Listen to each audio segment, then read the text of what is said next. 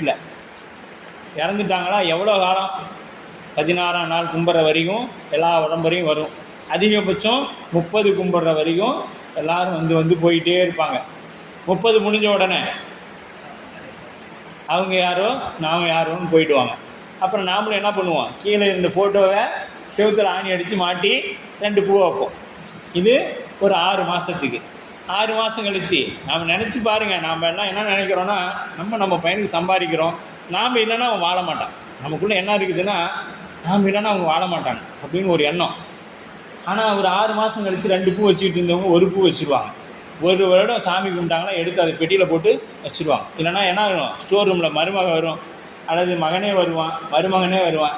இதை வேறு தூங்கி வச்சு இது மூஞ்சிலையாக முடிக்கிறது, தூக்கி போடு சுண்ணாம்பு. என்ன நாம் ஏப்பா எங்கேப்பா காணும், அது சுண்ணாம்பு அடிக்கிறாங்க, இந்த பெயிண்ட் அடித்தோம், எல்லாம் எடுத்து வச்சோம், எடுத்து மாட்டுக்கு மறந்துட்டோம் வச்சிட்றாங்க அப்படிமா.